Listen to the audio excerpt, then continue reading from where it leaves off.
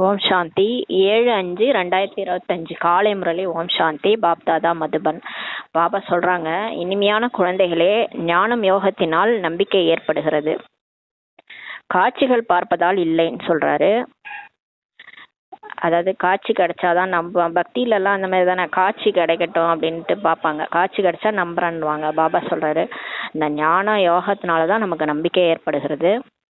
நாடகத்தில் காட்சிகள் பார்ப்பதும் நிச்சயிக்கப்பட்டுள்ளது. ஆனாலும் காட்சியும் கிடைக்குது நிறைய பேருக்கு. அந்த காலத்துல பிரம்மா பாபாவுக்கு முன்னாடி வர்றவங்க எல்லாருக்குமே சொர்க்க காட்சிகள் தான் கிடைச்சிது. ஆனா அந்த மாதிரி காட்சி பார்த்தவங்க கூட இல்ல, போயிட்டாங்க. பாபா சொல்றாரு, ஞான யோகம் இருந்தாதான் நமக்கு நிச்சய புத்தி ஏற்படும், நம்பிக்கை ஏற்படும்ன்றாரு. மற்றபடி அந்த காட்சிகளால அதனால் யாருக்கும் நன்மை இல்லைன்றாரு.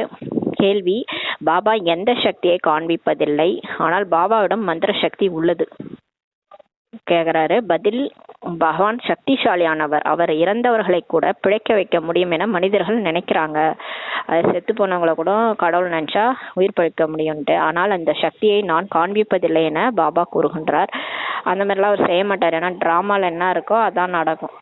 அவங்க அந்த கர்ம கணக்கை முடிச்சுட்டு அடுத்த பிறவியில போயிட்டு அவங்க பிறக்க வேண்டியதா இருக்கும். அவர் எப்படி அப்ப செத்து போனவங்களை இங்கேயே பிழைக்க வச்சுட்டு அப்புறம் அங்க போய் அவங்க எப்படி கணக்கு வழக்க முடிப்பாங்க? அதனால அதெல்லாம் அவர் தலையிட மாட்டார். கர்ம கணக்குல தலையிட மாட்டாரு, டிராமாவிலையும் தலையிட மாட்டார். மற்றபடி யாராவது தீவிர பக்தி செய்தால் அவர்களுக்கு காட்சி அளிக்கிறேன்ட்டு சொல்றாரு. தீவிரமான பக்தி யாராவது செய்யறாங்கன்னா அவங்களுக்கு இப்ப முருகரை தீவிரமா முருகரை பக்தி செய்யறாங்கன்னா முருகர் காட்சி காட்டுறாரு. அந்த முருகர் ட்ரெஸ்ஸை போட்டு இவர் தான் அந்த காட்சியை காட்டுறாரு.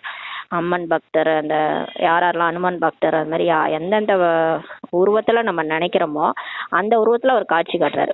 இதுவும் நாடகத்தில் நிச்சயிக்கப்பட்டு இருக்கிறதுன்றாரு. சாட்சாத்காரம் செய்விக்கக்கூடிய மந்திர சக்தி பாபாவிடம் தான் இருக்கிறது. காட்சி காட்டக்கூடிய அந்த மந்திர சக்தி பாபாட்ட தான் இருக்குது. ஆகவே நிறைய குழந்தைகளுக்கு வீட்டில் இருந்தபடியே பிரம்மா அல்லது ஸ்ரீகிருஷ்ணரின் காட்சிகள் கிடைக்கிறதுன்றாரு. இப்ப பிகேஎஸ் நமக்கே கூட அவர் எப்படி வரவழைக்கிறாருன்னா காட்சி காமிச்சு வர வைக்கிறாரு. நிறைய பேர் பிகே எப்படி ஆகுறாங்கன்னா அவங்களுக்கு பிரம்மா கனவுல பிரம்மா பாபா வராரு, ஸ்ரீகிருஷ்ணர் வராருன்னுவாங்க. அப்புறம் இங்க போ, இந்த இடத்துக்கு போன்னு சொல்றாருன்னுலாம் சொல்றாங்க. அந்த மாதிரி அது பாபாவுடைய பாட்டு தான் அது. இந்த மாதிரி காட்சிலாம் நிறைய பேருக்கு இப்ப கிடைக்குதுன்றாரு. பாடல்: யார் வந்தது மனம் என்னும் வாயிலில் பாட்டு ஓடுது. ஓம் சாந்தி. இது குழந்தைகளின் அனுபவத்தின் பாடலாகுன்றாரு.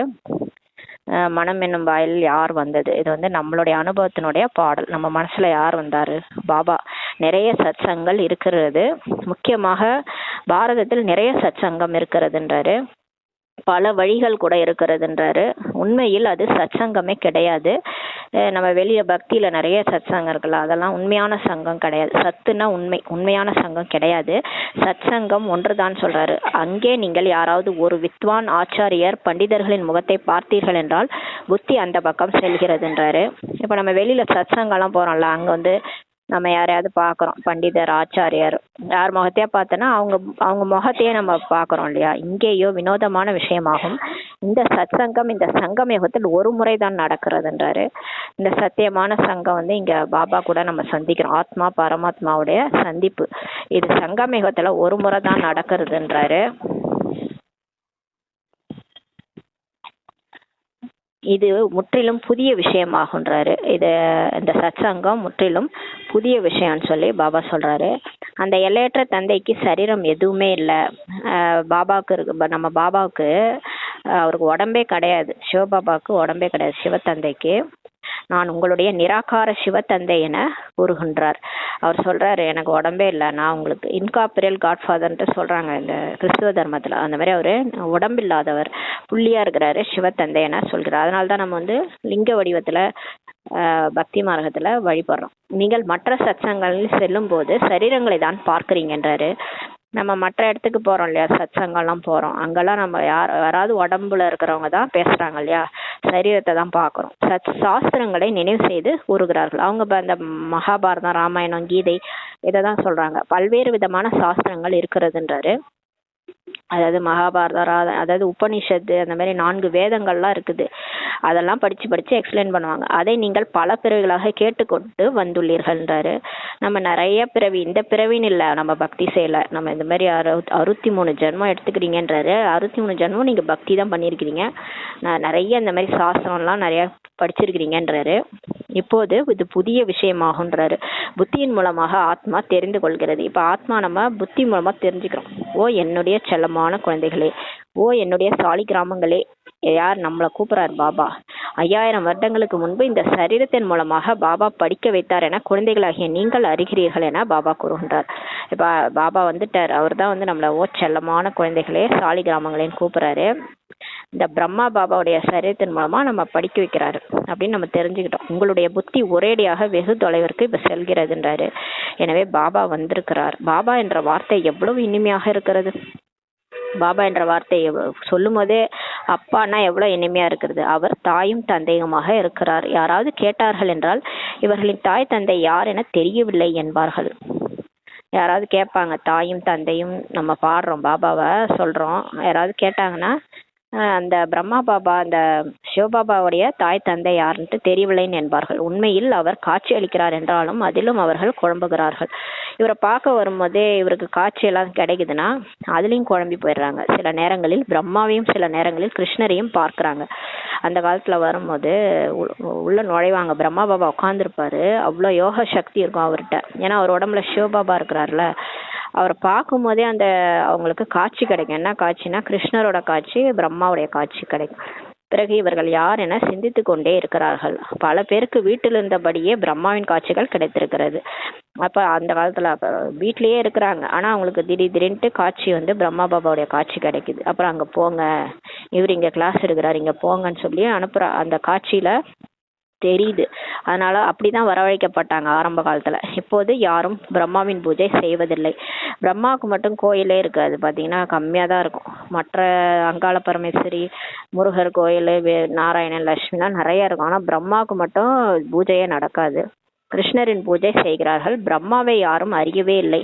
ஏன்னா இந்த பிரம்மா யாருன்னே தெரியாது. ஏன்னா பிரம்மா மூலமா தான் படைப்பு நடக்குது. சிவன் வந்து பிரம்மா மூலமா தான் படைக்கிறார் இல்லையா. இந்த டைம்ல இந்த பிரம்மா யாருன்னு யாரும் புரிஞ்சுக்கலன்றாரு. கிருஷ்ணரின் பூஜை செய்கிறார்கள். கிருஷ்ணரின் பூஜை செய்யறாங்க, ஆனா பிரம்மா பூஜை செய்யறதில்ல. பிரஜாபிதா பிரம்மா இப்போது வந்திருக்கிறார். பிரஜாபிதா பிரம்மா, அதாவது மக்களின் தந்தை வந்து இப்பதான் வந்திருக்கிறார். இவரே பிரஜாபிதா. முழு உலகம் தூய்மையற்றதாக இருக்கிறது என்றால் நிச்சயம் இவரும் பல பிறவின் கடைசியில் தூய்மை இழந்து விடுவார்கள் என பாபா புரிய வைக்கிறார். இப்போ உலகமே கெட்டு போச்சு இல்லையா. அப்போ பிறப்பிறப்புல வந்தவங்க எல்லாருமே கண்டிப்பா வந்து தூய்மை இழந்து போயிடுவாங்கன்னு சொல்லி பாபா இப்ப சொல்றாரு. அதாவது நம்ம சொல்றோம்ல, லட்சுமி நாராயணன் அவங்க எவ்வளவு பூஜைக்குரியவர்கள், அவங்க போய் இப்படி ஆவாங்களான்ட்டு நம்ம நம்ப மாட்டோம்ல. பாபா சொல்றாரு அவங்க தான் முதல் பிறவி ஃபர்ஸ்ட் கிளாஸா இருந்தாங்க, லாஸ்ட் பிறவி அவங்களே தான் தூய்மையற்றவரா ஆயிட்டாங்கன்றாரு. ஏன்னா உலகத்துல பிறக்கணும்னு வந்துட்டாங்கன்னா அவங்க கண்டிப்பா சதோவா இருக்கிறாங்க, அப்புறம் ரஜோ தமோல வந்துடுறாங்கன்றாரு. ஒருவரும் தூய்மையானவராக இப்ப இல்லை. ஆகவே தான் கும்பமேளா நடைபெறும் இடங்களுக்கு ஹரித்வாரில் கங்கையும் கடலும் கலக்கும் மேளாவுக்கு செல்றாங்கன்றாரு. இப்ப தூய்மையா இல்லாதனால தானே கோயில் குளத்துக்குலாம் போறாங்க, கும்பமேளாவுக்கு போறாங்க, ஹரித்வாருக்கு போறாங்க, கங்கை கடலும் கலக்க இடத்துக்கு போறாங்க. அங்கே சென்று நீராடுவதால் தூய்மையாகிவிடுவோன்ட்டு நினைக்கிறாங்க. அதாவது கங்கையில குளிச்சா பாவம் போயிடும். ஆனா உடம்பு தான் தூய்மையாகும் இல்லையா, ஆத்மா தூய்மையாகாது. ஆத்மால இருக்கிற பாவ கர்மெல்லாம் அழியாது. ஆனால் இந்த நதிகள் எதுவும் பதித பாவனி ஆக முடியாதுன்றாரு. தூய்மையற்றவர்களை தூய்மையாக்குவது இந்த நதி கிடையாது, கடலில் இருந்து நதிகள் தோன்றுகிறதுன்றாரு. அன்னைக்கு கூட சொன்னார்ல எப்படி கடல்ல இருந்து நதி வருதுன்னு. அது அந்த கடல்ல இருந்து தண்ணி உறிஞ்சு மேகமா மழை பொய்து அந்த மலை மேல பொழிஞ்சு அது வந்து நதியா உருவாகுதுன்றாரு. அப்ப கடல்ல இருந்து தான் நதியே தோன்றுது. அப்ப நதியில போய் குளிச்சா எப்படி வந்து தூய்மையாக முடியும்? உண்மையில் நீங்கள் தான் ஞான கங்கைகள். உண்மையை நம்மளாம் வந்து உயிரோட்டமான, அது வந்து ஸ்தூலமான நதி, நம்ம வந்து சூட்சமான நதின்றாரு. நம்மளாம் வந்து பாபா கடலா இருக்க ஞான கடல், அவர்கிட்ட இருந்து உருவாகன ஞான கங்கைகள்னு சொல்றாரு. பெருமைகள் உங்களையே தான் சாருன்றாரு. ஞான கங்கைகளாகிய நீங்கள் இங்கே அங்கே தோன்றுகிறீர்கள்ன்றாரு. அவர்களோ அம்பு பாய்ந்தது அதுல இருந்து கங்கை தோன்றுகிறதுன்று காண்பிக்கிறாங்க. மகாபாரதத்துல இந்த பீஷ்மர் அம்பு படிக்கல இருப்பார். அப்போ வந்து கங்கை அவங்க அம்மா பார்க்கணும்னு சொல்லி சொல்லுவார். அப்போ வந்து அர்ஜுனன் அம்பு விடுவார். அந்த அந்த பீஷ்மர் இருக்கிற அந்த இடத்துல இருந்து அம்பு விடுவார். அப்போ வந்து அந்த இடத்துல வந்து நதி வந்து கங்கை வந்து வரும். கங்கைன்றது அவங்க அம்மா தான், பீஷ்மருடைய அம்மா. அப்பதான் வருவாங்க. அந்த மாதிரி சாஸ்திரத்துல காமிச்சிருக்காங்க, அம்பு பாஞ்சா கங்கை தோன்றும்னு சொல்லி சொல்றாங்க. ஆக்சுவலா இதெல்லாம் கதை, இதெல்லாம் சாஸ்திரத்துல அப்படி எழுதியிருக்காங்க. அம்பு எய்தும் விஷயமே இல்லை. இந்த ஞான கங்கைகள் ஒவ்வொரு தேசத்திற்கும் இப்ப செல்கிறதுன்றாரு.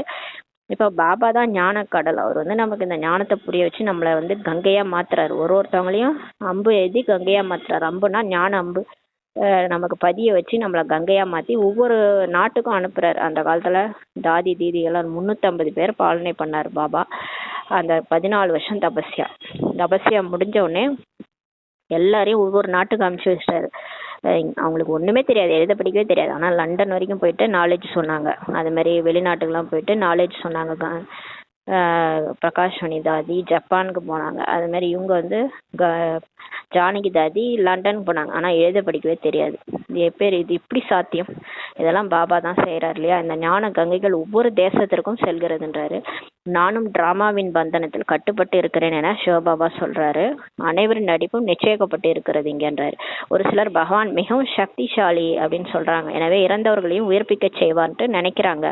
செத்து போனவங்களை கூட கடவுள் நினைச்சா உயிரோட கொண்டு வந்துருவாரு. ஆனா பாபா சொல்றாரு, இது அனைத்தும் பொய்யானவைகளாகும். நான் படிக்க வைப்பதற்காக தான் வருகிறேன். அவர் நம்மளை மாத்ததான் வர்றாரு, ஆத்மாவை தூய்மையாக்க வர்றாரு. மற்றபடி ஆத்மா ஒரு உடலை விட்டு இன்னொரு உடலுக்கு போகுதுன்னா அது கர்ம கணக்கு முடிக்க போகுது. அதுல போய் இவர் தலையிட முடியாது இல்லையா? அவங்கவுங்க கர்ம கணக்கை முடிக்கணும் இல்லையா? எனக்கு கொஞ்சம் டைம் தான் இருக்கு. இப்போ அடுத்த பிறவி ஒன்று அவங்களுக்கு இருக்குன்னா அவங்க போய் தான் ஆகணும். அதில் போய் இவர் தலையிட முடியாது. மற்றபடி எந்த சக்தியை காண்பிப்பது, காட்சி கொடுப்பதில் கூட அவருக்கு ஒரு சக்தி இருக்கு. அது என்ன சக்தினா, அவர் காட்சி காட்டுவார், அவ்வளோதான். அந்த சாவி அவர்கிட்ட தான் இருக்குது. திவ்ய திருஷ்டியின் சாவி வந்து பாபா கையில தான் இருக்கு. காட்சி கொடுப்பதில் கூட மந்திர வித்தை இருக்கிறதுன்றாரு. தீவிரமாக பக்தி செய்பவருக்கு நான் காட்சி அளிக்கிறேன்ட்டு பாபா சொல்றாரு. காளியின் ரூபத்தை காண்பிக்கிறாங்க, அவர் மீது எண்ணெயை ஊற்றுகிறார்கள். இப்போது இது போன்ற காளியே கிடையாது. ஆனால் தீவிரமாக நிறைய பேர் காளி தேவிக்கு பூஜை செய்றாங்க. ஏன் காளி அப்படி பூஜை செய்யறாங்க? காட்சி கிடைக்குது. அந்த மாதிரி 16 கைகள் 8 கைகளோட காளி நாக்க தொங்க போட்டு அந்த காட்சியெல்லாம் இவர் காட்டியிருக்கிறார். அதனாலதான் அந்த காட்சியை அப்படியே படமா உருவாக்கி அதை வந்து அவ்வளோ பூஜை செய்யறாங்க. அந்த எண்ணெயெல்லாம் ஊத்துறாங்க காளி மேல. உண்மையில் காளி என்பவர் ஜெகதாம்பா. காளி என்கிறவங்க யாருன்னா, அந்த சங்கம யோகத்துல ஞான யோகத்துல தீவிரமாகி அவங்களுக்குள்ளார இருக்கிற அந்த விகாரங்களை அழிச்சவங்க தான் காளி. அவங்க தான் ஜெகதாம்பா. மம்மா தான் அது, மம்மா தான் ஜெகதாம்பா. உலகத்துக்கே அம்பாவா இருக்கிறாங்க. காளியின் இந்த ரூபத்தை காண்பிப்பதில்லை. ஆனால் தீவிரமாக பக்தி செய்பவர்களுக்கு பாபா பாவனையின் பலனை கொடுக்கிறாரு. காமசதியில் அமர்ந்ததால் கருப்பாகி விட்டாங்கன்றாரு. இப்போது ஞான சதியில் அமர்ந்து வெள்ளையாகிறீங்கன்றாரு. எந்த காளி இப்போது ஜெகதாம்பா ஆகிவிட்டாரோ அவர் எப்படி காட்சி கொடுக்க முடியும்? காளி வந்து அவங்க வந்து ஜெகதாம்பா ஆயிட்டாங்க. இப்போ உலகத்தையே அவங்க மாற்றம் செய்யக்கூடிய அம்பாவா இருக்கிறாங்க. அவங்க முயற்சியில இருக்கிறாங்க, ஞான யோகம் பயின்றுட்டு இருக்கிறாங்க. அவங்க எப்படி காட்சி கொடுக்க முடியும்? அவர் இப்போது பல பிறவிகள் எடுத்து கடைசி பிறவில இப்ப இருக்கிறாரு ஜெகதாம்பா. இப்போது தேவதைகளே இல்லை. இப்போ இது சொர்க்கமாவா இருக்குது? இங்க தேவதைகள் இருக்க முடியுமா? இங்க எல்லாமே மனுஷங்க தான் இருக்கிறாங்க. அதுவும் விகாரத்தின் மூலமா பிறந்த விகாரி மனிதர்கள் தான் இருக்கிறாங்க. இங்க தேவதைகள் யாருமே கிடையாது. ஆகவே இப்போது அவர் என்ன காட்சியை காண்பிக்க முடியும்? இப்ப அவங்க இருந்தா தானே அவங்க தோன்ற முடியும். அவங்க இல்லையே, ஜெகதாம்பா இப்ப இல்லைன்றாரு. ஆனா இதெல்லாம் காட்சியா கிடைக்குதுன்னா இது யார் பண்றதுன்னா, இது சிவபாபா பண்றாரு. இந்த சாட்சாத்காரத்தின் சாவி என்னுடைய கையில் தான் இருக்கிறது என பாபா கூறுகிறார். அவர் கையில தான் அந்த சாவி இருக்கு. காட்சி காட்டுறாரு. இப்ப நம்ம எவ்வளவு சொல்றோம், எல்லாம் கேக்குறாங்களா? கடவுள் வந்துட்டாரு, கிளாஸ் எடுக்கிறான்ட்டு கடைசியா காட்சி காட்டுவார். நம்ம ரெடி ஆயிட்டோம்னா நம்ம மூலமா நம்ம எதிராக ஒருத்தவங்க வராங்கன்னா நம்ம உடம்பே மறைஞ்சு வெறும் ஆத்மா மட்டும் காட்சியா கிடைக்குமா. அப்புறம் காளி மாதிரி இப்போ நம்மளை கெட்ட பார்வையோட யாராவது பார்க்க வராங்கன்னா நம்ம பாபா நினைவுல இருக்கிறோம்னா காளியோடைய காட்சி காட்டுவாராம். அப்போ அவங்க பயந்து ஓடிடுவாங்களாம். இதெல்லாம் கடைசியில நடக்கும்னு சொல்லியிருக்கிறாரு. அப்போ இந்த காட்சி காட்டுறது அவர் கையில தான் இருக்குது. அந்த சாவி அவர்கிட்ட தான் இருக்குன்றாரு. ஆனா நம்ம அவர் நினைவுலே இருக்கணும். அப்பதான் அவர் இந்த வேலையெல்லாம் செய்வார். அல்ப காலத்திற்காக பாவனைக்கான பலனை கொடுப்பதற்காக சாட்சாத்காரம் செய்விக்கிறேன்றாரு. இப்ப அல்ப காலத்துக்கு பாவனைக்கான பலனை பாபா கொடுக்க வர்றாரு. அதுக்காக காட்சி காட்டுறாரு. பக்தியில் அதனால்தான் காட்சி காட்டுறாரு. இப்ப முருகரையே வேண்டுறாங்க, அவருக்காக தலையை கூட கொடுக்குறன்ட்டு ரெடியா இருக்கிறாங்க, சாக போறன்ட்டு. அப்ப அவங்க முன்னாடி என்ன பண்றாரு, முருகரோட ட்ரெஸ் போட்டு போய் முருகர் காட்சி காமிச்சிடுறாரு. உடனே அவங்க ஐயோ ஆண்டவா நீதான் அப்படின்ட்டு லீலையே லீலைன்ட்டு முருகர் தான் கடவுள்னு நினச்சிக்கிறாங்க இல்லையா. இந்த மாதிரி இவர் தான் பண்ணுறாரு. ஆனால் அவர்கள் யாரும் என்னை சந்திப்பதில்லை. ஆனால் அவங்களுக்கு வந்து கடவுள் தெரியாது. ஏன்னா இவர் புள்ளியா இருக்கார்ல, அவங்க ஏதோ ஒரு உருவமா வழிபட்டாங்க. புள்ளியா வந்து இவரை நினைக்கவும் தெரியல. இவர் வந்தாலும் நம்ப மாட்டாங்க இல்லையா. ஒரு காலின் எடுத்துக்காட்டு கொடுக்கப்படுகிறது. இவ்விதமாக நிறைய பேர் இருக்கிறாங்க. அனுமான், கணேஷ் போன்ற பலர் இருக்கிறாங்கன்றார். முருகர், கணேசன், லக்ஷ்மி, நாராயணன், அனுமான், ராமர், சீதை பக்தர்கள்லாம் இருக்கிறாங்க. ராதை, கிருஷ்ணர் பக்தையெல்லாம் இருக்கிறாங்க. அவங்கவுங்க என்ன விரும்புகிறாங்க, எதுக்கு பக்தி செய்கிறாங்கன்னா காட்சி கிடைக்கணும்னு தான் பக்தி செய்கிறாங்க. சீக்கியர்கள் கூட குருநானக்கின் தீவிர பக்தி செய்தார்கள் என்றால் அவர்களுக்கும் காட்சி கிடைக்கும். யாரோட காட்சி கிடைக்கும்னா குருநானக்கோட காட்சி கிடைக்கும்ன்றாரு. யார் எந்த பாவனையோட வழிபடுறாங்களோ அந்த பாவனைக்கான பலன் கொடுத்துட்றாரு ட்ராமாவில். அவர்களும் கீழே செல்கிறார்கள். அவங்க பக்தி பண்ணி கீழே போகிறாங்க. பாபா குழந்தைகளிடம் இதோ பாருங்கள், இவர்கள் குருநானக்கின் பக்தி செய்து கொண்டு இருக்கிறார்கள் அப்படின்ட்டு காட்டுறாரு. ஆனால் நான் தான் அந்த காட்சியை அழிக்க வைக்கிறேன்னு சொல்லி சொல்றாரு. யாரு? சிவபாபா சொல்றாரு. பாருங்க, கீழே ஒரு பக்தர் இருக்கிறாரு, குருநானக்க பக்தி பண்ணிட்டு இருக்கிறாரு. ஆனா அவருக்கு காட்சி கிடைக்குதுன்னா அது நான் தான் காட்டுறேன் அப்படின்னு சொல்றாரு. அவர் எப்படி காட்சி சேவிக்க முடியும்? குருநானக் எப்படி அவருக்குன்னா அவ்வளவு பவர் இருக்குதா அவரே காட்சி காட்டுறதுக்கு? அதே மாதிரிதான் சாய்பாபா முன்னாடி போனா அந்த திருமூர்த்தியே திருமூர்த்தியாலாம் காட்சி கிடைக்கும். சிவன் மாதிரிலாம் காட்சி கிடைக்கும். அவங்க உடனே பிரம்மா, விஷ்ணு, சங்கர காட்சிலாம் கிடைச்சோடனே அவர் தான் கடவுள்னு நினச்சிக்கிட்டாங்க. அப்புறம் சாய்பாபா தான் கடவுள்னு நினச்சிட்டாங்க. ஆனால் அப்புறம் எல்லாரும் ஏற்றுக்க மாட்டாங்கல்ல. அந்த மாதிரி நிறைய இதெல்லாம் இவர் காட்டுறது. அவங்க கடவுளை நினைக்கும் போது அவங்க வந்து இவருக்காக காட்டிடுறாரு. பாபா வந்து காட்டுறாரு. ஆனால் அவங்க தான் காட்டுறாங்கன்னு நினச்சிக்கிறாங்க. பாபா சொல்றாரு, எந்த ஒரு சாது சன்னியாசியும் அவங்க காட்சியெல்லாம் காட்டுறதில்ல, நான் தான் காட்டுறேன்றாரு. அவரிடம் காட்சி சேவிக்க சாவியே இல்லை, அப்புறம் எப்படி காட்டுவார்? எனக்கும் விநாசம் மற்றும் ஸ்தாபனையின் காட்சி கூட அந்த பாபா தான் சேவித்தார் என இந்த பாபா கூறுகின்றார். இப்ப பிரம்ம பாபா சொல்றாரு, எனக்கு கூட இந்த விநாசம் காட்சி கிடைச்சிது ஆரம்பத்துல, அப்புறம் சொர்க்கத்தினுடைய காட்சி கிடைச்சிது. இதெல்லாம் யார் எனக்கு காமிச்சதுன்னா சிவபாபா தான் எனக்கு காமிச்சாருன்ட்டு பிரம்ம பாபா சொல்றாரு. ஆனால் சாட்சாத்காரத்தினால் யாருக்குமே நன்மை இல்லைன்றாரு. ஆனா காட்சி பாக்குறதுனால ஒண்ணுமே கிடையாதுன்றாரு. இவ்வாறு பலருக்கு காட்சி கிடைத்தது. இந்த மாதிரி நிறைய பேருக்கு ஆரம்பத்துல காட்சி கிடைத்தது, ஆனா அவர்கள் இன்று இல்லைன்றாரு. பிகேவாவே இல்லை, போயிட்டாங்கன்றாரு. காட்சி மட்டும்தான் பார்த்தாங்க, கடைசியில போயிட்டாங்க. அதனால காட்சினால ஒரு நன்மையும் இல்லைன்றாரு. எங்களுக்கு இவ்வாறு காட்சிகள் கிடைத்தால் நிச்சயம் ஏற்படும் என பல குழந்தைகள் சொல்றாங்க. நிறைய பேர் சென்டருக்கு வராங்க, வந்துட்டு பாபா மேல நிச்சய புத்தி இல்லை, அதனால எங்களுக்கு ஏதாவது ஒரு காட்சி காமிச்சா நாங்க நிச்சயத்தோட வந்து படிப்போம்ட்டு நினைக்கிறாங்க. அதாவது என்ன நிச்சயம் இருக்குது, இங்க கடவுள் தான் வந்து பேசுறாருன்ட்டு நம்பல. ஆனால் காட்சிகள் கிடைப்பதால் நிச்சயம் ஏற்படாதுன்றாரு. காட்சி ஒரு நாள் காட்டுவாரு, 2 நாள் காட்டுவாரு, அப்புறம் 3ஆவது நாள் நம்மளே மறந்து போயிடுவோம். என்ன காட்சி பார்த்தோன்னே மறந்துடுவோம். அப்புறம் படிக்கவே இல்லை அப்படின்னா அப்புறம் எப்படி நிச்சயம் ஏற்படும்? நம்ம படிச்சுட்டே இருந்தாதான் அவர் நம்ம கூட பேசிட்டு இருக்கிறது தெரியும். ஞானம் யோகத்தினால் தான் நிச்சயம் ஏற்படுகிறதுன்றாரு. இந்த காட்சிகளை நான் தான் கொடுக்கிறேன் என 5000 வருஷங்களுக்கு முன்பு கூட நான் சொல்லியிருந்தேன்றாரு. இதெல்லாம் யாரு? சிவபாபா தான் பேசுறாரு. உங்களுக்கு ஞானம் படிக்க தான் நிச்சயம் வரும், யோகா பண்ண தான் நிச்சயம் வரும். கடவுள் ஏதோ செய்யறாரு, நீங்க வந்து பாபா நினைக்க தான் உங்க வாழ்க்கையில மாற்றம் வரும். ஞானத்தை கேட்க தான் உங்களுக்கு மாற்றம் வரும். அப்பதான் கடவுள் இருக்கிறாருன்ற நம்பிக்கை உங்களுக்கு வரும். இந்த காட்சியெல்லாம் நான் தான் கொடுக்குறேன்ட்டு 5000 வருஷத்துக்கு முன்னாடி கூட நான் தான் சொன்னேன்னு சொல்றாரு. யார்? சிவபாபா சொல்றாரு. மீராவுக்கு கூட காட்சி கிடைத்தது. மீரா வந்து பக்தை, அவங்க வந்து துவாபர யுகத்துல இருந்தவங்க, தீவிர கிருஷ்ணர் பக்தை. அவங்களுக்கு கூட கிருஷ்ணர் காட்சி கிடைச்சது. அதற்காக ஆத்மா அங்கேயே சென்று விட்டது என்றதெல்லாம் கிடையாது. சொர்க்க காட்சிகள்லாம் மீராவுக்கு கிடைச்சிது. அதனால மீரா வந்து சொர்க்கத்துக்கு போயிட்டாங்கலாம் கிடையாது, அவங்க பக்தி தான் பண்ணிட்டு இருந்தாங்க. இப்போ மறுபிறவில தான் இருப்பாங்க, இங்க ஏதோ ஒரு பக்தையா இருப்பாங்க இல்லைன்னு சொல்றாரு. அவங்க ஒன்றும் சொர்க்கத்துக்கு போகல, அவங்க இங்கதான் இருக்கிறாங்க. அமர்ந்தபடியே காட்சிகளை இப்ப பாக்குறாங்க. எல்லாரும் இப்போ உட்காந்துட்டு இருக்கும் போதே காட்சி வருது, அவங்க தோன்றுது. ஆனால் என்னை அடைய முடியவில்லை. ஆனாலும் காட்சியினால கடவுளை அடைய முடியுமா? முடியாது. அவர் பரந்தாமத்துல இருக்கிறாரு. பரந்தாமத்துக்கு இப்போ போக முடியுமா? நம்மளால போக முடியாது. ஏன்னா நம்ம கர்ம கணக்கெல்லாம் முடிக்கணும், இங்க இருக்கிற எல்லாத்தையும் உடைக்கணும். எல்லா நம்ம சங்கிலி பிணைப்பு மாதிரி இணைச்சி வச்சிருக்கணும் எல்லாரு கூடயும். கர்ம கணக்கு இதெல்லாம் முடிக்கணும், உடைக்கணும். அவரே நினைக்கணும், அவரை நினைச்சு கடைசியில எல்லாத்தையும் முடிச்சு அப்பதான் அவர்கிட்ட போக முடியும் இல்லையா? தூய்மையாகி தான் போக முடியும். காட்சி பார்க்கறதுனால அவர்கிட்ட போயிட முடியுமா? போக முடியாது. பக்தி செஞ்சு காட்சி கிடைக்கணும்ட்டு பார்த்துட்டு இருக்கிறாங்க. ஆனா காட்சி கிடைக்கிறதுனால இறைவனை அடைய முடியாதுன்றாரு. என்ன அடைய முடியாதுன்னு அவரே சொல்லிட்டாரு. எந்த ஒரு விஷயத்தில் சந்தேகம் ஏற்பட்டாலும் பிராமணியிடம் கேளுங்கள் என பாபா சொல்றாரு. இப்போ அவங்களுக்கு ஞானத்துல டவுட்டா, நல்லா யாரெல்லாம் சிஸ்டர்ஸ் இருக்காங்க நல்லா ஞானம் தெரிஞ்சவங்க அவங்கள்ட்ட கேளுங்கன்றாரு. குழந்தைகள் வரிசை கிரமத்தில் இருக்கின்றனர் என அறிகின்றீர்கள். இப்போ நம்ம எல்லாரும் கூட ஒரே மாதிரி இல்லை, எல்லாருக்கும் ஒரே மாதிரி ஞானம் இல்லை, ஒரே மாதிரி யோகாவும் இல்லை. அதனால வரிசை கிரமமாக நம்ம இருக்கிறோன்றாரு. நதிகளும் வரிசை கிரமத்தில் தான் இருக்கிறது. பாபா சொல்ற இந்த நதி கூட, இந்த கங்கை நதி பார்த்தீங்கன்னா நல்லா மதிப்பு வாய்ந்தது. பிரம்மபுத்திராவும் பெரிய நதி. ஆனால் மற்ற நதியெல்லாம் பாருங்க, சின்ன நர்மதா, தபதி இதெல்லாம் சின்ன சின்ன நதி. அவ்வளோ அந்த நதிலாம் வந்து பார்த்தீங்கன்னா ரொம்ப ஃபேமஸ் கிடையாது. அந்த மாதிரி நதிகளில் கூட வரிசை கிரமமாக இருக்கு இல்லையா, அந்த மாதிரி இங்கேயும் வந்து ஞான நதிகள் கூட வரிசை கிரமமாக இருக்கிறாங்க. சில குளங்கள் இருக்கிறது, மிகவும் அழுக்காக இருக்கிறதுன்றாரு. தண்ணீர் துர்நாற்றம் வீசுகிறதுன்றார் குளத்துல, குளம்னு சொல்றாரு. சிலர் குளம் மாதிரி இருக்கிறாங்கன்றாரு. இதெல்லாம் இன்டைரக்டா சொல்றாரு.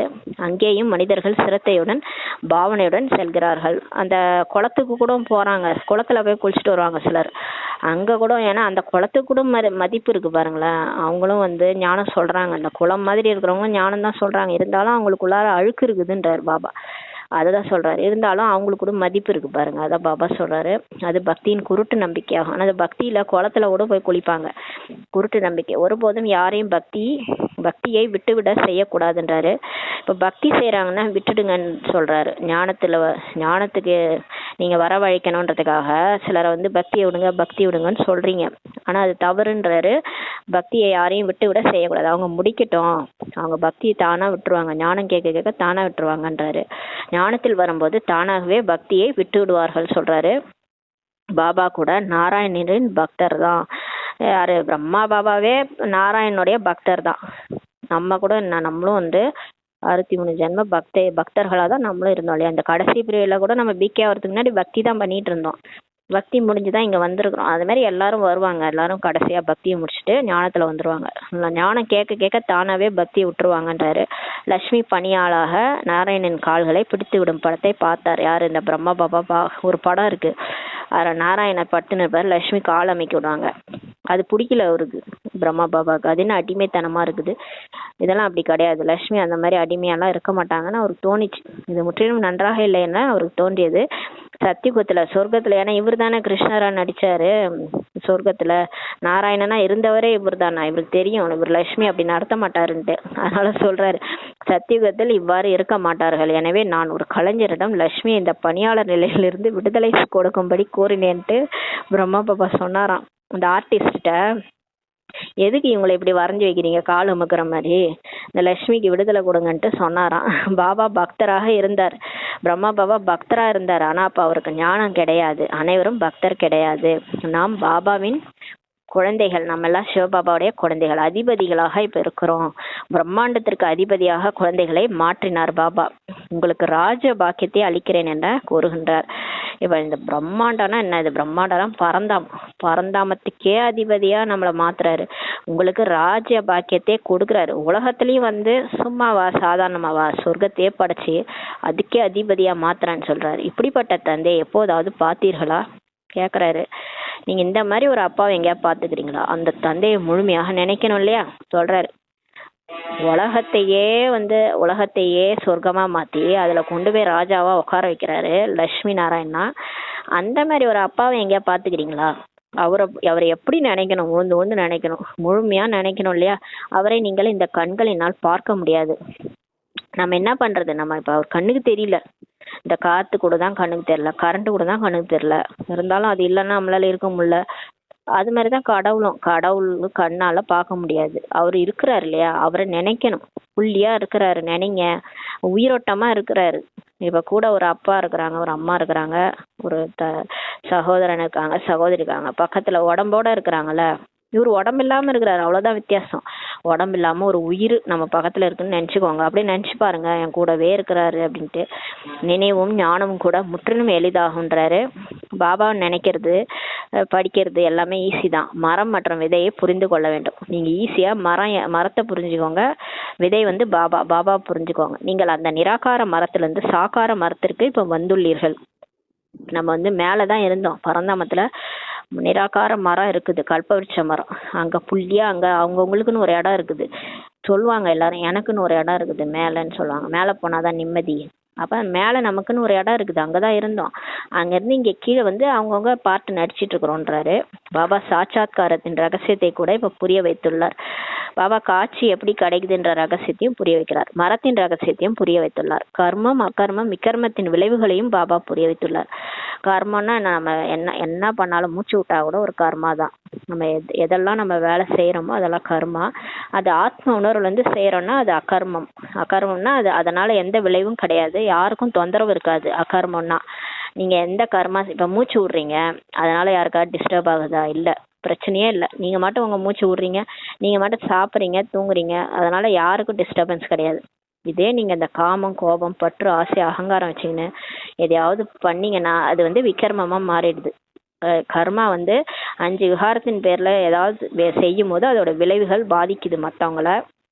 கோபமாக பேசுறது, திட்டுறது, வெறுப்பை காட்டுறது, ஒருத்தவங்க மற்றவங்க ஓட்டு கொடுக்கறது, இந்த மாதிரி விஷயங்கள்லாம் வந்து என்ன ஆயிடுதுன்னா விக்ரமமாக மாறிடுது.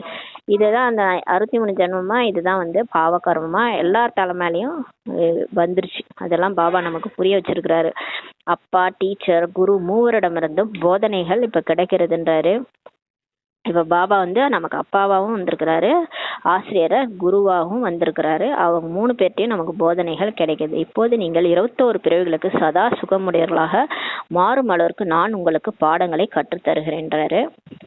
இப்போ நம்மளை வந்து 21 பிறவிக்கு சதா சுகம் அடையிறதுக்கு, அதாவது எப்பவுமே ஜாலியாக இருக்கணும், எப்பவுமே எந்த கவலையும் கிடையாது, எப்பவுமே ராஜாவாக இருக்கணும், சுற்றி நம்மளை சுற்றி உறவினர்கள் இருக்கணும், வீடு வாசல் இருக்கணும், சாப்பிட்றதுக்கு எல்லாம் இருக்கணும், எல்லாமே இருக்கணும். அப்போ சதா சுகமாக 21 பிறவிக்கு, அதுவும் தங்க மாளிகை வைரங்கள்லாம் நிரம்பி இருக்கணும்னா அதுக்காக தான் இப்போ நமக்கு வந்து பாடம் கற்றுக் கொடுக்குறேன்றாரு. கர்மங்களையும் கற்றுத்தரேன். அது அங்கே போனோம்னா அதுக்கு தகுந்த மாதிரி இங்கே எப்படி வாழணும் அதையும் சொல்லி கொடுக்குறாரு. இது எல்லாமே கடவுள் தான் சொல்லி கொடுக்குறாரு. டீச்சர் சொல்லி கொடுப்பாரு அல்லவா, குருக்கள் கூட தூய்மையின் பாடத்தை கற்றுக் கொடுக்குறாங்க. குருக்கள்கிட்ட போனால் எப்படி தூய்மையாக இருக்கணும்னு சொல்லி கொடுப்பாங்க. மேலும் கதைகளையும் சொல்கிறாங்க. ஆனால் முற்றிலும் தாரணை இல்லை. பக்தியில் நம்ம நிறைய கதை கேட்டு வந்தோம், ஆனால் அது மாதிரி மாறணும்னு நம்ம நினச்சோமா? இப்போ ராமர் கதை, கிருஷ்ணர் கதை எல்லாம் கேள்விப்பட்டிருக்கிறோம், ஆனால் அவங்கள மாதிரி நம்ம மாறணும்னு நினச்சதே கிடையாது. சும்மா கேட்போம் வந்துடுவோம். கடைசி நினைவிற்கு ஏற்ப நிலை கிடைக்கும் என்று இங்கேயும் பாபா சொல்கிறார்.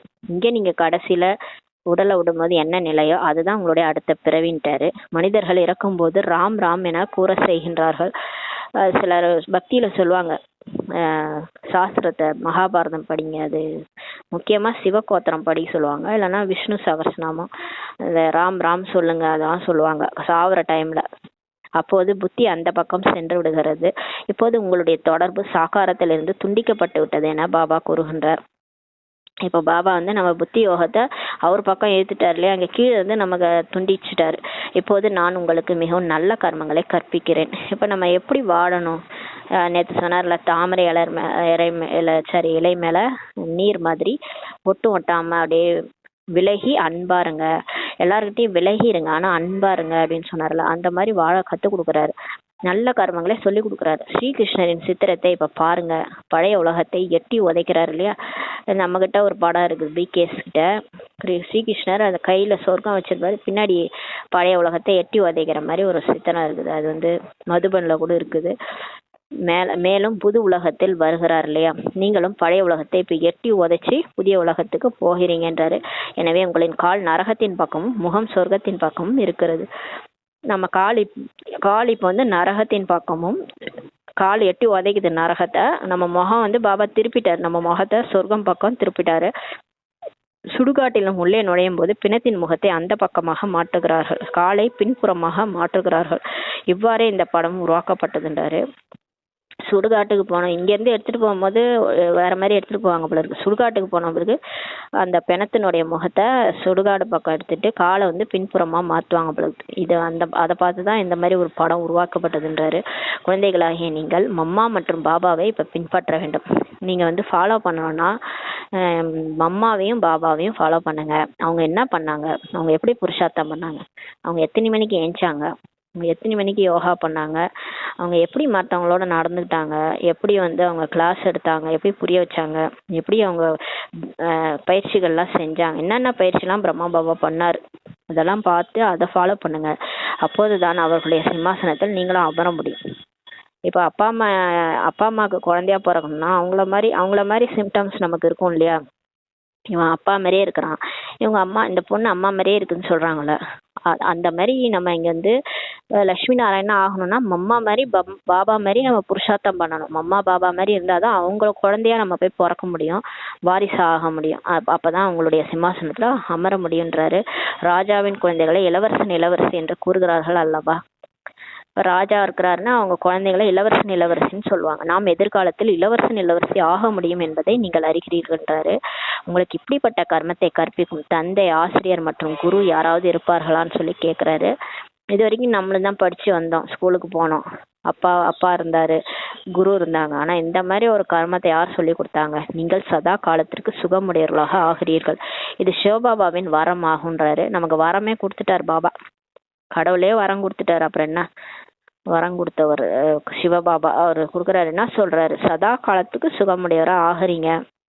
நம்ம நல்ல கர்மம் செஞ்சோன்னா கண்டிப்பா நல்லா ஜாலியா இருக்க போறோம். இந்த பிறவிலையும் ஜாலியா இருப்போம், அடுத்து போக போற இடத்துலயும் ஜாலியா இருக்கும். அவர் ஆசீர்வாதம் செய்கிறார், நம்மீது அவர் கருணை காண்பிக்கிறார் என்பதெல்லாம் கிடையாது. அவர் ஆசீர்வாதம் பிளெஸிங்ஸ் கொடுக்குறாரு, கருணை எல்லாம் கிடையாது. சொல்வதால் மட்டும் எதுவும் நடக்காது. அவர் வந்து சொல்றதுனால மட்டும் நடக்காது, நம்மளும் அதை செயல்படுத்தணும் இல்லையா? இப்ப அவர் வந்து இதெல்லாம் செய்யுங்கன்றாரு. அவர் சொல்றதுக்கு எதிர்மாறா நம்ம பண்ணிட்டு இருக்கிறோம்னு நினைச்சுக்கோங்க, நமக்கு எப்படி ஆசீர்வாதம் கிடைக்கும்? அவர் சொல்றதை நம்ம கேட்டு அதை செஞ்சாதான் நமக்கு ஆசீர்வாதம் கிடைக்கும். நீங்களும் கற்றுக்கொள்ள வேண்டும்ன்றாரு. ஆசீர்வாதத்தினால் மட்டும் நீங்கள் மாற முடியாது, அவருடைய வழிப்படியும் நடக்க வேண்டும், ஸ்ரீமத் படியும் நடக்கணும். அப்பதான் நமக்கு அந்த பலன் முழுசா கிடைக்கும். அப்படின்னு பாத்தீங்கன்னா இப்ப எல்லாருக்கும் ஆசீர்வாதம் பண்றாரு. அப்ப படிக்கிறவங்க எல்லாரும் லட்சுமி நாராயணன் ஆயிடுவாங்கல்ல? ஏன் ஆகல? ஏன்னா அவர் வழிப்படி நடக்கணும், அப்பதான் வந்து நம்மளால லட்சுமி நாராயணன் ஆக முடியும். ஞானம் மற்றும் யோகத்தினை தாரணை செய்ய வேண்டும்ன்றாரு.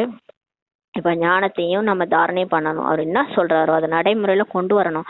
யோகாவும் பண்ணணும். யோகானா அவரை நினைக்கணும், அவ்வளவுதான். வாயில் ராம் ராம் என்று கூறுவது கூட ஒளியை எழுப்புகிறது என பாபா கூறுகிறார். அவர் சத்தமே பிடிக்கல, ஏன்னா பரந்தாமம் நிசப்தமான இடம். பாபா வந்து புள்ளியா இருக்கிறாரு, அப்படியே ஆழ்ந்த அமைதி. அந்த கடலுக்கு அடியில போனீங்கன்னா ஒரு சத்தமும் இருக்காது, ஆழ்கடல்ல. அந்த மாதிரி பாபா இருக்கிறாரு.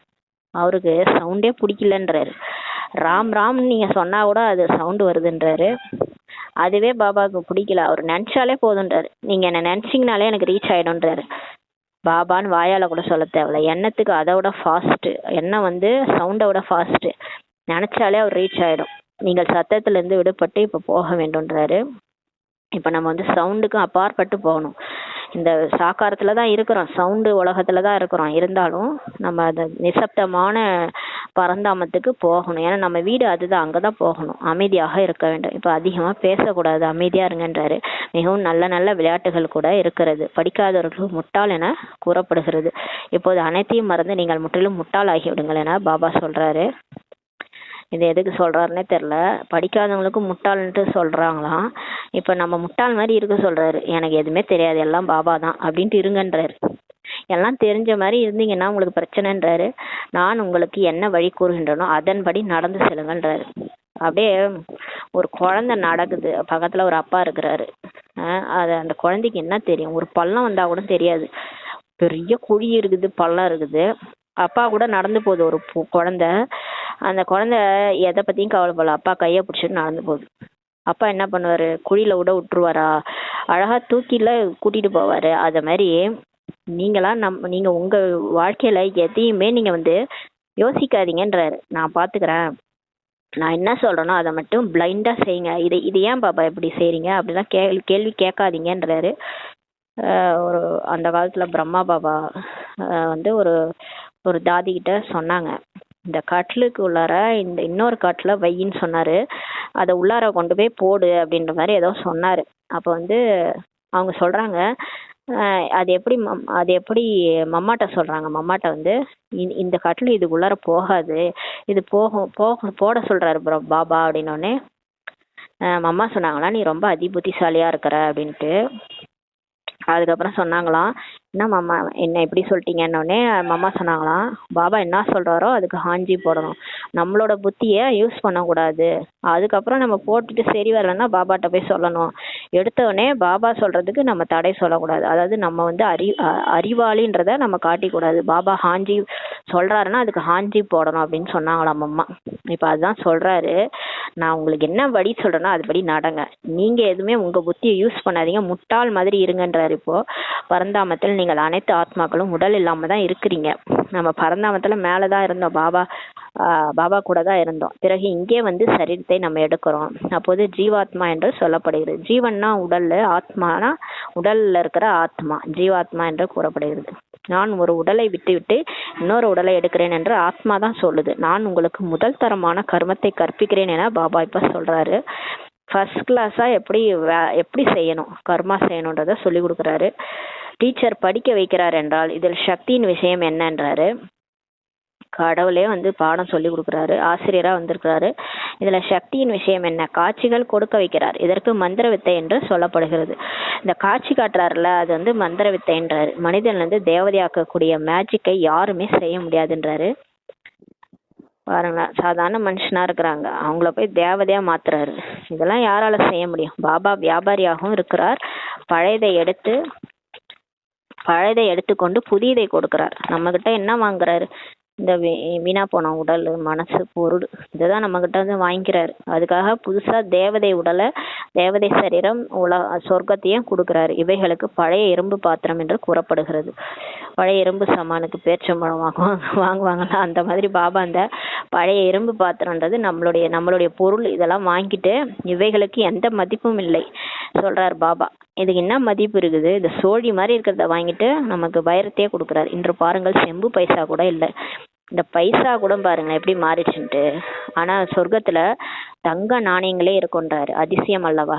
எப்படி இருந்து இப்ப எப்படி ஆகிவிட்டது? அவர் படைச்ச உலகம் அப்படி, ஆனா அந்த உலகம் இப்படி ஆயிடுச்சுன்றாரு. நான் உங்களுக்கு முதல் தரமான கர்மங்களை கற்பிக்கிறேன் என பாபா சொல்றாரு. இப்போ ஃபர்ஸ்ட் கிளாஸா எப்படி நம்ம கர்மா செய்யணுன்றத சொல்லி கொடுக்குறாரு. அதாவது அன்பா இருங்க, விலகி இருங்க, அப்புறம் எல்லாருக்கும் நல்லது செய்யுங்க, எண்ணத்தினால கூட யாருக்கும் கெடுதல் நினைக்காதீங்க, எல்லாருக்கும் நல்லதே நினைங்க. அப்புறம் எண்ணம் சொல் செயல்ல சரி சீரா இருங்க. அந்த கை கால் கர்மேந்திரியங்கள்லாம் குளிர்ச்சியா வச்சுக்கோங்க. கண்ணுக்கெல்லாம் அந்த என்ன, அது வந்து கெட்டதை பார்க்கக்கூடாது, நல்லதான் பார்க்கணும், பாபாவை தான் பார்க்கணும். வாய் வந்து ஞானத்தை தான் பேசணும், கெட்டதை பேசக்கூடாது. காது வந்து கெட்டதை கேட்கக்கூடாது. இது மாதிரி விஷயங்கள்லாம் சொல்லி கொடுக்குறாரு நமக்கு. மன்மனா பாபா ஆகுங்கள்னு சொல்லி பாபா சொல்றாரு. அதாவது எதுவுமே தெரியலையா, வெறுமனே ஆத்மான்னு புரிஞ்சு பாபாவை நினைங்க போதுன்றாரு. பிறகு படிப்பு, இதன் மூலம் சொர்க்கத்தின் இளவரசர் ஆவீர்கள். அப்புறம் படிப்பும் சொல்லி தர்றாரு. அது மூலமா நம்ம சொர்க்கத்துக்கே இளவரசரா ஆகிறோம். இப்போது தேவதா தர்மம் மறைஞ்சு போச்சு, அது மீண்டும் உருவாகிறதுன்றார். மனிதர்கள் உங்களின் புது விஷயங்களை கேட்டு அதிசயப்படுறாங்க. இப்ப நம்ம தானே சொல்றோம், நீங்க வாங்க உங்களை தேவதை ஆக்கணும், சொர்க்கத்துக்கு கூட்டு போறோம்னா அவங்க ஒரே அதிசயப்படுறாங்க. கணவன் மனைவி இருவரும் ஒன்றாக இருந்து எப்படி தூய்மையாக இருக்க முடியும்ட்டு கேக்குறாங்க. அதாவது இங்க பாபா தூய்மையா இருக்க சொல்றாருல, கணவன் மனைவி வீட்டிலே இருங்க ஆனா தூய்மையா இருங்க, அது எப்படி முடியும்ட்டு கேக்குறாங்க. பாபாவோ ஒன்றாக இருங்கள், இல்லை என்றால் எப்படி தெரியும் என கூறுகின்றார். இப்போ உலகத்துல இருக்கிறவங்களுக்கு எப்படி ப்ரூஃப் பண்றது? சன்னியாசிகள் வந்து வீட்டை விட்டு வெளியே போய் தூய்மையா இருக்கிறாங்க. அவங்க சொல்றாங்க வீட்டுல இருந்தா தூய்மையா இருக்க முடியாதுன்னு. ஆனா பாபா சொல்றாரு வீட்டுல இருந்தாலும் கணவன் மனைவி தூய்மையா இருக்க முடியும், ஆனா ஞான வாழ இடையில வச்சுக்கோங்க, பாபாவை நினைச்சுக்கோங்க, சகோதரன் நினைச்சுக்கோங்க, நிறைய யுக்தி சொல்றாரு. இதன் மூலமா தூய்மையா இருங்கன்றாரு. அப்ப இருந்து காமிச்சாதானே அவங்களுக்கு தெரியும். கடைசியா சாமியார்கள்ட்ட போய் காட்டணும், இந்த பாருங்க நாங்க 2 பேரும் தூய்மையா தான் இருக்கிறோம், இல்லறத்துல தான் இருக்கிறோம், தூய்மையா இருக்கிறோம்.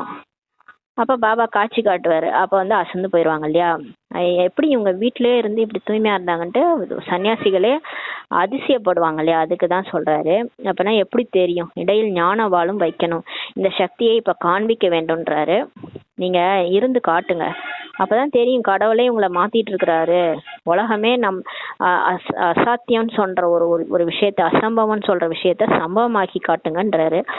பரீட்சை நடைபெறுகிறது, இப்ப டெஸ்ட் நடக்குதுன்றாரு. மனிதர்கள் இந்த விஷயங்களை கேட்டு அதிசயப்படுறாங்க. ஏனென்றால் சாஸ்திரங்கள்லாம் இந்த விஷயமே இல்ல, கணவன் மனைவி ஒன்னா இருந்து தூய்மையா இருக்கிற விஷயம்லாம் சாஸ்திரத்திலே இல்ல.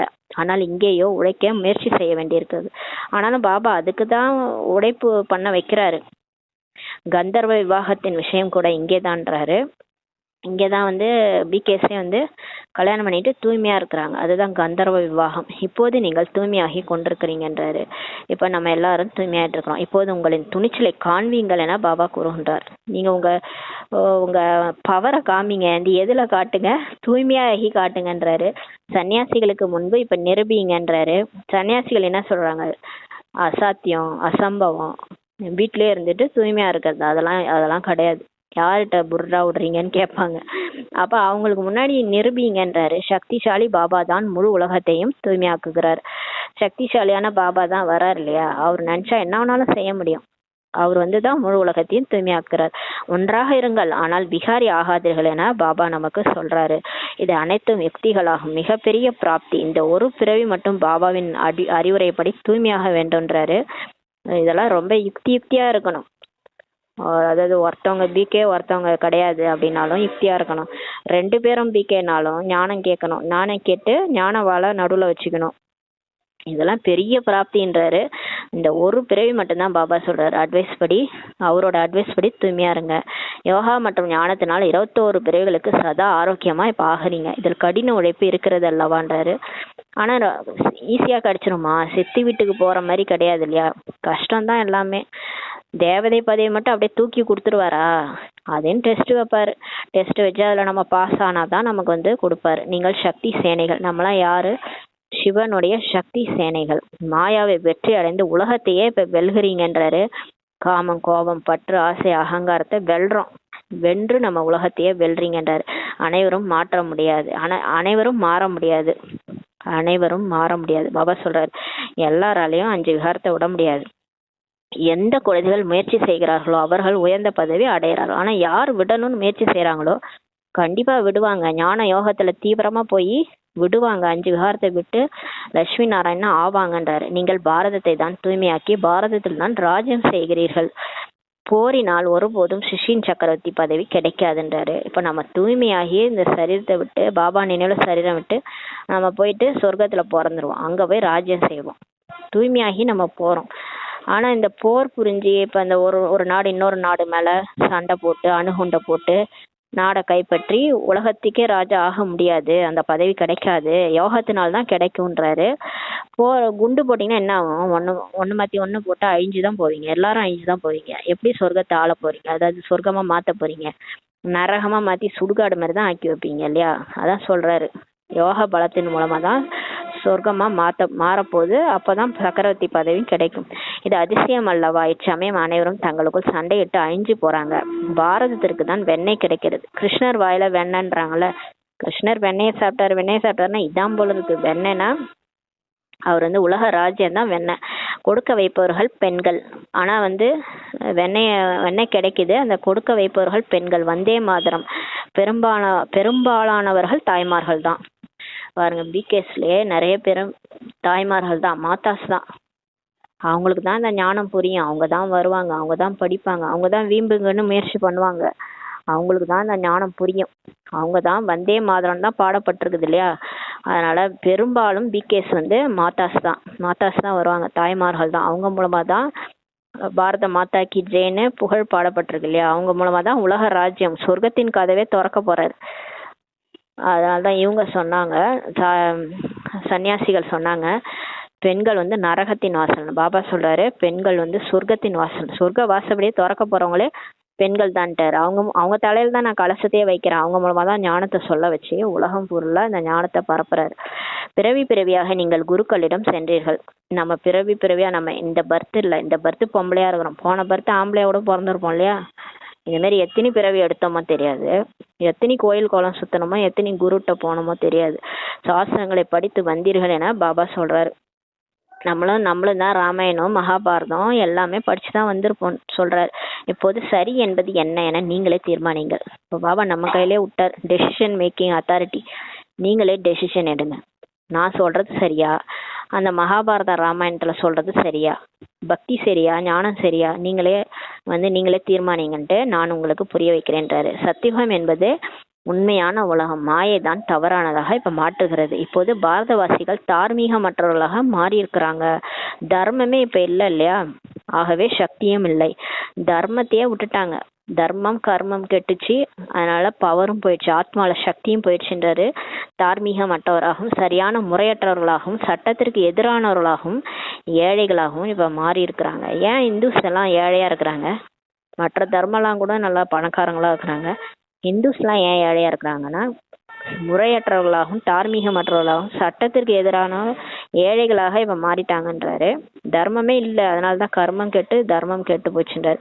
எல்லையற்ற தந்தையாக இருப்பதால் எல்லையற்ற விஷயங்களை இப்போ நமக்கு புரிய வைக்கிறார்.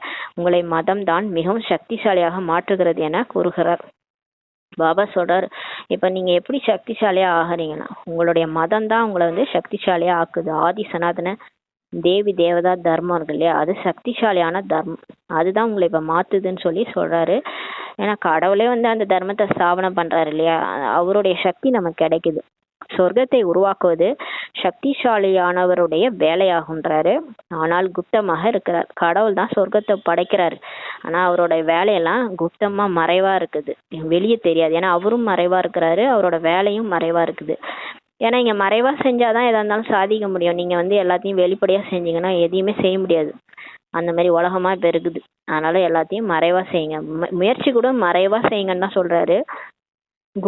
குப்தமான போர் வீரர்கள் இருக்கிறாங்க. இப்ப எல்லாருமே குப்தமான போர் வீரர்கள் சொல்றாரு. குப்தமான போர் வீரர்கள்னா அந்த மிலிட்ரியில கூட இருப்பாங்க, அது திடீர்னு அட்டாக் பண்ணுவாங்க, அந்த மாதிரி குப்தமான போர் வீரர்கள். இப்ப நம்ம கூட குப்தமான போர் வீரர்கள். பாபாவிற்கு குழந்தைகளிடம் நிறைய அன்பு இருக்கிறது. நம்ம மேல பாபாவுக்கு ரொம்ப அன்பு. ஒரு குழந்தையும் விட மாட்டார். தவறான வழியில போகுதுன்னா அவருக்கு பிடிக்காது, வழியும் காண்பிக்கின்றார், நமக்கு வழியும் சொல்றாரு. தந்தையின் வழி, ஆசிரியரின் வழி, குருவின் வழி, பொற்கொள்ளரின் வழி, வண்ணாரின் வழி, இதுல அனைத்து வழிகளும் வருகிறதுன்றார். பாருங்களேன், இதெல்லாம் நோட் பண்ணணும். நம்ம பாபாவுடைய அப்பாவாவும் வழி சொல்றாரு, ஆசிரியராகவும் வழி சொல்றாரு, குருவாவும் வழி சொல்றாரு, பொற்கொள்ளரா ஞான ரத்தினங்களை கொடுத்து மாத்துறாரு, வைரத்தை உண்மையான வைரமா மாத்துறாரு. வண்ணாரின் வழி, வண்ணார் வந்து துணி துவைக்கிறாரு, எப்படி துவைச்சா துணி வெள்ளையாகும், அந்த வழியும் சொல்றாரு. இதுல அனைத்து வழிகளும் வருகிறது. நல்லது. இனிமையான காணாமல் போய் கண்டெடுக்கப்பட்ட செல்ல குழந்தைகளுக்கு தாயும் தந்தையுமாகிய பாப் தாதாவின் அன்பு நினைவுகள் மற்றும் காலை வணக்கம். ஆன்மீக குழந்தைகளுக்கு ஆன்மீக தாய் தந்தையின் நமஸ்தே. நம் ஆன்மீக குழந்தைகள் ஆன்மீக தாய் தந்தைக்கு நமஸ்தே. தாரணைக்கான முக்கிய சாரம். ஃபர்ஸ்ட் பாயிண்ட், இந்த ஒரு கடைசி பிறவியில் பாபாவின் டைரக்ஷன் படி நடந்து இல்லறத்தில் இருந்து கொண்டே தூய்மையாக இப்ப இருக்க வேண்டும். இதில் துணிவை காண்பிக்க வேண்டும்ன்றாரு. நீங்க பாபா என்ன பண்ணுவாரு, நம்ம இல்லாம அவர் என்ன காரியம் செய்வாரு, நம்ம மூலமா தான் உலகத்துக்கே காட்ட போறாரு தூய்மையா இருக்கிறது எப்படின்ட்டு. அதனால இப்ப துணிவை காண்பிக்க வேண்டும். ரெண்டாவது பாயிண்ட், ஸ்ரீமத் படி உயர்ந்த கர்மங்களை இப்ப செய்ய வேண்டும். சப்தத்திலிருந்து விடுபட வேண்டும்ன்றாரு. என்ன படித்தீர்களோ கேட்டீர்களோ அதை மறந்து பாபாவை மட்டும் நினைக்க வேண்டும். வரதானம், பரஸ்திதிகளை நல்வாய்ப்பு என புரிந்தது தனது நிச்சயத்தின் அஸ்திவாரத்தை வலிமையுள்ளதாக ஆக்கக்கூடிய ஆடாத அசையாதவர் ஆகுக என்ற வரதானம் கொடுக்குறாரு. இப்ப நம்ம முயற்சி பண்ணிட்டே இருக்கிறோம், நடுவுல நிறைய மாயா வருது. மாயான்றது பரஸ்திதின்றது சிச்சுவேஷன், அந்த வெளியில இருந்து வர சிச்சுவேஷன்ஸ், சூழ்நிலை, அந்த வந்து தேவையில்லாம நம்மளை தடையா பண்ணிட்டு இருக்கோம், சேவையில தடை பண்ணிட்டு இருக்கோம். அந்த பரிஸ்திதிகளை உங்களுக்கு நல்ல ஆப்பர்ச்சுனிட்டின்னு நினைச்சுக்கோங்க, நல்வாய்ப்புன்னு புரிஞ்சு அது நம்மளை முன்னேற்ற தான் வருது. யாராவது தொந்தரவு பண்றாங்களா, நம்மளை முன்னேற்றாங்கன்னு நினைச்சுக்கோங்க. அவங்க ஏதோ அவங்க பார்ட்டை ப்ளே பண்ணி நம்மளை வந்து மேலே ஏற்றி விட்றாங்க, நம்மளை வந்து முன்னேற வைக்கிறாங்கன்னு நினச்சிக்கிட்டு நிச்சயத்தின் அஸ்திவாரத்தை வலிமையுள்ளதா ஆக்குங்க. நிச்சய புத்தி ஃபவுண்டேஷன் வந்து அதிகமாக போடுங்கன்றாரு. பாபா மேலே நிச்சயம் பிகேவா ஆயிருக்கிறோம் இல்லையா, அதன் மேலே நிச்சய புத்தி அதிகமாக போடுங்க. வலிமையுள்ளதாக ஆக்கக்கூடிய ஆடாத அசையாதவராக ஆகுங்க. உங்களை எப்படி வேணாலும் துரத்தி விட்டுறணும், உங்கள் பிகேவில் வந்து நான் பிகே ஆக்கணும்லாம் கூட முடிவு பண்ணுவாங்க. ஆனால் நம்ம வந்து அசரக்கூடாது, ஆடக்கூடாது, அசையாமல் இருக்கணுன்றாரு. எந்த ஒரு பரிஸ்திதி வந்தாலும் நீங்கள் ஹை ஜம்ப் செய்து விடுங்கள்ன்றாரு. ஏதாவது ஒரு சூழ்நிலை வருது வெளியில இருந்துன்னா நீங்கள் பறந்துருங்கன்றாரு, கீழே இருக்காதீங்க. ஏனென்றால் பரிஸ்திதி வருவதும் கூட அதிர்ஷ்டம்தான்றாரு. பாருங்க, நம்ம வாழ்க்கையில் பிரச்சனை வருதா, ரொம்ப நல்லதுன்றார் பாபா, அதிர்ஷ்டம்ன்றாரு. இது நிச்சயத்தின் அஸ்திவாரத்தை வலிமையுள்ளதாக ஆக்குவதற்கான சாதனமாகும். ஏன்னா அந்த மாதிரி சூழ்நிலை வரும்போது நம்ம வந்து பிகேவா தொடர்றோமா அப்படின்றது தான் நம்ம பாபா செக் பண்றாரு. அப்ப நிச்சயத்தின் அஸ்திவாரத்தை வலிமையுள்ளதாக ஆக்குவதற்கு சாதனமே இந்த பரிஸ்திதி தான். எப்போது நீங்கள் ஒரு தடவை அங்கதனுக்கு சமமாக வலிமையுள்ளதாக ஆகிவிடுவீர்களோ அப்போது இந்த பேப்பர்களும் நமஸ்காரம் செய்யுன்றாரு. இதெல்லாம் டெஸ்ட் பேப்பர், இதெல்லாம் கடவுளே தான் கொடுக்குறாரு போலகுது. சிவன் சோதிப்பாருன்னுவாங்கல்ல, இதுமாரி நமக்கு டெஸ்ட் பேப்பர் கூட அவரே தான் கொடுக்குறாரு போலகுது. இதுலேயும் நம்ம வந்து ஆடாமல் அசையாமல் அங்கதன் மாதிரி இருந்தோம்னா நமக்கு அந்த டெஸ்ட் பேப்பரும் முடிஞ்சிடும். அவ்வளோதான், டெஸ்ட் பண்ணி பார்ப்பாரு, அப்புறம் அந்த டெஸ்ட் பேப்பரும் முடிஞ்சு போயிடும், நமஸ்காரம் செய்யுன்றாரு. இந்த அங்கதன்றவர் அந்த ராவணனுக்கு முன்னாடி வந்து காலை வச்சிருப்பாரு. காலை எடுன்னு சொன்னதுக்கு எடுக்காமல் அந்த காலையை அசைக்க முடியாது யாராலையும். அந்த மாதிரி அந்த காலை அசைக்க முடியாத அளவுக்கு வச்சிருப்பாரு. அந்த மாதிரி ஆடாதுன்னா அசையாமல். அது வந்து நம்மளுடைய உதாரணம் தான். எவ்வளோதான் பிரச்சனை வந்தாலும் பிகேவில் வந்து நான் பிகேவா ஆயிடவே கூடாது. பாபாவை விட்டுறவே கூடாது. நம்ம என்ன யாராவது எதையாலும் அடித்தா கூட பரவாயில்ல, நான் சென்டருக்கு போயே திருவன்ட்டு நம்ம போயிடணும். ஏன்னா கொஞ்சம் கூட பின்வாங்கக்கூடாது. சூடு சொரணை இதில் இருக்கவே கூடாது நமக்கு. அதை மாதிரி டெஸ்ட் பேப்பர் வரும், வந்தாலும் நம்ம பாபா விட்டுறக்கூடாது. இதுதான் வந்து ஆடாத அசையாத, கடைசி வரைக்கும் அப்படியே இருக்கணும். முதலில் பயங்கர ரூபத்தில் வரும், பிறகு தாசி ஆகிடும்ன்றாரு. மாயா டெஸ்ட் பேப்பர் ரூபத்தில் பயங்கர ரூபத்தில் வரும், டென்ஷன் பண்ணும். ஆனால் அப்புறம் தாசி, அதுவே அடங்கி போயிடும்ன்றாரு. தாசி ஆகிடும் மாயான்றாரு. சவால் விடுங்கள், நாங்கள் மகாவீர். நீங்கள் சவால் விடுங்க மாயா, நாங்கள் மகாவீர், எங்களுக்கு முன்னாடி நீ என்ன பண்ண முடியும் அப்படின்ட்டு சவால் விடுங்க. எப்படி தண்ணீர் மீது கோடு போட்டால் நிற்காதோ அது போல மாஸ்டர் கடலாக இருப்பவரோட பரசிதி போரிடவே முடியாதுன்றார். சூப்பராக சொல்கிறார் பாருங்க. தண்ணீர் மேலே ஒரு கோடு போட்டால் எப்படி நிற்காது இல்லையா, அதுமாரி நம்மளாம் மாஸ்டர் கடல். பாபா கடல்னா நம்ம மாஸ்டர் கடல். நம்மளோட இந்த பரஸ்திதி சூழ்நிலை வருது இல்லையா, வெளியே இருந்து பிரச்சனை, அந்த பிரச்சனை நம்மளோட போரிட முடியாது. ஏன்னா நம்மளாம் யாரு, மாஸ்டர் கடல். சுயஸ்திதியில் இருப்பதன் மூலம் ஆடாதவர் அசைதவராக ஆகிவிடுவீர்கள். நான் யாரு, நான் மகாவீர் ஆத்மா. அந்த சுயஸ்திதியில் இருக்கும்போது நீங்க ஆடாதவர் அசையாதவரா ஆயிடுவீங்கன்றாரு. ஸ்லோகன்: பழைய வருஷத்திற்கு விடை கொடுப்பதோடு கூடவே கடுமை தன்மைக்கும் விடை கொடுத்து விடுங்கள்ன்றாரு. இப்போ சிலர் வந்து அந்த புது வருஷத்துக்கு ரெசல்யூஷன்லாம் எடுப்பாங்க. பழைய வருஷம் முடிய போது புது வருஷத்துக்கு ரெசல்யூஷன் எடுப்பாங்க. என்னன்னா, நான் இதை விட்டுருவேன், இது சாப்பிட்றத விட்டுருவேன், இந்த உடம்ப நல்லா நான் எக்ஸசைஸ் பண்ண போகிறேன், அதெல்லாம் எடுப்பாங்க. அந்த மாதிரி பாபா சொல்கிறாரு, நீங்கள் வந்து பழைய வருஷத்துக்கு விடை கொடுப்பதோ, நீங்கள் என்னென்னா கடுமைத்தன்மையாக இருக்கிறீங்க இல்லையா, ஒரே கடுக்கடுப்போட கோவப்படுறீங்க, கடுமையாக இருக்கிறீங்க. அது நம்ம மேலே, நம்ம ஆத்மா, நம்ம சுயம், நம்மளுடைய விகாரம் மேலே கடுமையாக இருந்தால் பரவாயில்ல, கோவப்படக்கூடாது. எந்த ஒரு சகோதர ஆத்மா மேலே கூட நான் கோவப்படக்கூடாது. அந்த மாதிரி இருங்க. அது உங்கள் மேலேயும் நீங்கள் கடுமையை காட்டுங்க, அடுத்தவங்க மேலே கடுமையை காட்டாதீங்க. இந்த கடுமை தன்மைக்கு விடை கொடுத்து விடுங்கள்ன்றாரு. அவ்யக்த இஷாரா: ஆன்மீக ராயல்டி மற்றும் தூய்மையின் பர்சனாலிட்டியை தாரணை செய்யுங்கள். வரதாதா மற்றும் வரதானி இருவரின் சம்பந்தம் சமீபம் மற்றும் ஸ்நேகத்தின் ஆதாரத்தில் நிரந்தரமாக இருக்க வேண்டும். இப்போ வரதாதா பாபா மற்றும் வரதானி நம்ம, வரதானி மூர்த்தி நம்ம, இருவரின் சம்பந்தம், நம்மளுடைய சம்பந்தம் சமீபம், ரெண்டு பேரும் ஒன்றாயிடணும். மற்றும் ஸ்நேகத்தின் ஆதாரத்தில், அன்பின் ஆதாரத்தில் நிரந்தரமாக பர்மனண்ட்டாக இருக்கணும். நம்மளும் பாபாவும் இணைஞ்சிருக்கணும். மற்றும் சதா இணைந்த ரூபத்தில் இருப்பீர்களானால், பாபா கூட இணைஞ்சிருந்தோம்னா பவித்ரதாவின் குடநிழல் தானாகவே இருக்கும். எப்பயுமே தூய்மையாக நம்மளால் இருக்க முடியும். பாபா கூடவே இருந்தோன்னா நம்ம எண்ணம் சொல் செயலில் தூய்மையாக இருக்க முடியுன்றார், தானாகவே இருக்க முடியும். அதனால தான் இந்த பக்தியில் வந்து இந்த வெளியில் உற்சவமூர்த்தி வந்து கோயிலுக்கு வெளியில் சுற்றி வருவாங்க. அதாவது ஜோடியாக தான் சுற்றி வருவாங்க பாருங்களேன். ஜோடியாக சுற்றி வர்ற மாதிரி காட்டுவாங்க. சாமி வந்து வலம் வருதுன்னுவாங்க கோயிலில். அப்போ வந்து மேலே ஒரு கொடை வச்சுருப்பாங்க, அந்த சாமிக்கு மேலே கொடை வச்சுருப்பாங்க. அது என்னன்னா, நம்ம இப்போ சங்கம யுகத்தில் நம்மளும் பாபாவும் இணைஞ்ச ரூபத்தில் இருக்கும்போது நமக்கு தலையில் வந்து கொடையாக எது இருக்குன்னா தூய்மை இருக்குது, பவித்ரதாவோட குடைநிழல் வந்து நிழலாக இருக்கும்.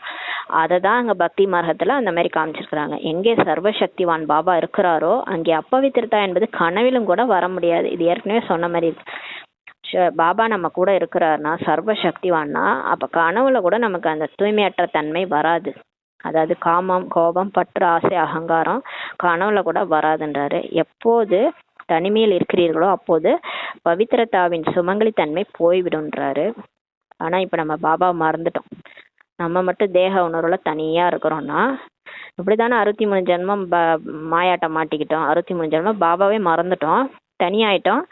மாயா பிடிச்சி வச்சிருச்சு, அவ்வளோதான். மாயா வந்து அரெஸ்ட் பண்ணிருச்சு. சோகவனத்தில் சீதை மாதிரி உக்காந்துருந்தோம், ராவணன் பிடிச்சிருச்சு. இப்போ தான் பாபா வந்திருக்காருல, ராமர் கூட இணைஞ்சு போங்க. சீதையும் ராமரும் இணைஞ்சாதான் என்ன ஆகும், அந்த சுமங்கலித்தன்மை வரும், பவித்ரதாவின் சுமங்கலித்தன்மை வரும். தனிமையாக இருக்கிறீங்கன்னா அது போயிடும்னு சொல்லி பாபா சொல்கிறாரு. ஓம் சாந்தி. நன்றி பாபா, நன்றி ராம, நன்றி பரிவாரம்.